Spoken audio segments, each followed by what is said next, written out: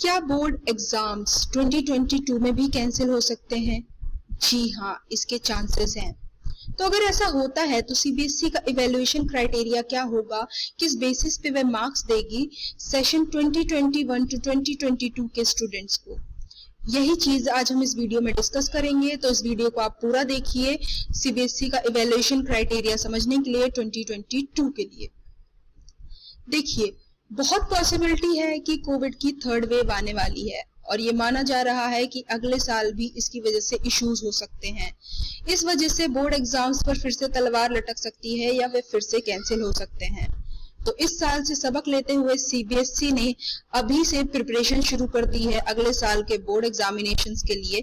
साथ ही इसकी प्रिपरेशन भी शुरू कर दी है कि इवैल्यूएशन क्राइटेरिया क्या होगा या किस बेसिस पे मार्क्स दिए जाएंगे अगर बोर्ड्स एग्जाम कैंसिल होते हैं। तो इस साल तो सीबीएसई ने बच्चों को मार्क्स दिए हैं पिछले क्लासेस की परफॉर्मेंस के ऊपर, जैसे कि 12th क्लास के स्टूडेंट्स को मार्क्स मिले हैं 10th बोर्ड के ऊपर, 11th के एग्जाम्स के बेसिस पर और 12th प्री बोर्ड के बेसिस पे। तो अगले साल भी सीबीएसई इसको कंटिन्यू करेगी और इंटरनल असेसमेंट्स को एक महत्वपूर्ण, एक इम्पॉर्टेंट पार्ट रखेगी मार्क्स देने के लिए बोर्ड एग्जाम्स में अगर बोर्ड एग्जाम्स कैंसिल होते हैं। तो इंटरनल असेसमेंट क्या होता है? जैसे कि आपके जो स्कूल में टेस्ट होते हैं, प्री बोर्ड्स होते हैं, मिड टर्म्स होते हैं, हाफ ईयरलीज होते हैं, तो इनके मार्क्स को एक महत्वपूर्ण हिस्सा रखा जाएगा अगले साल मार्क्स देने के लिए, बोर्ड का रिजल्ट देने के लिए, अगर अगले साल भी बोर्ड्स कैंसिल होते हैं तो। लेकिन यह मेथड अब की साल से थोड़ा सा डिफरेंट होगा, ऐसा कहा है एग्जाम कंट्रोलर ने सीबीएसई के। तो देखते हैं कि ये मेथड क्या होगा 2022 के लिए। सीबीएसई इस साल की असेसमेंट पॉलिसी 2022 में कंटिन्यू तो करेगी, लेकिन वह 10th और 12th के लिए इंटरनल असेसमेंट्स इस तरीके से डिजाइन करेंगे, इस तरीके से डेवलप करेंगे कि वह पूरी कंट्री में एक समान हो और लॉजिकल हो और ट्रांसपेरेंट हो। तो मतलब थोड़ा सा चेंजेस करेंगे ताकि बोर्ड रिजल्ट्स इनके बेसिस पे प्रिपेयर करे जा सके, इन इंटरनल असेसमेंट के मार्क्स के बेसिस पे प्रिपेयर करे जा सके अगर बोर्ड एग्जाम्स कैंसिल होते हैं तो। ये कैसे होगा? सीबीएसई एग्जाम कंट्रोलर का कहना है कि स्कूल्स जो है वह रेगुलर बेसिस पे रिपोर्ट सेंड करते ही रहेंगे स्टूडेंट्स की परफॉर्मेंस के बारे में इन असेसमेंट्स में, जैसे कि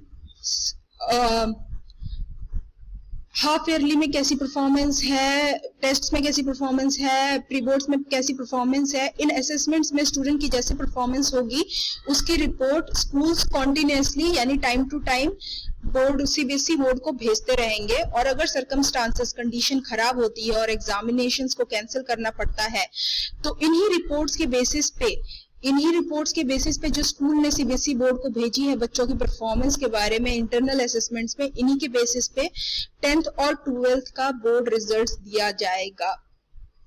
इसकी वजह से जरूरत नहीं पड़ेगी कि परफॉर्मेंस ऑफ 11th क्लास इसमें ऐड करी जाए।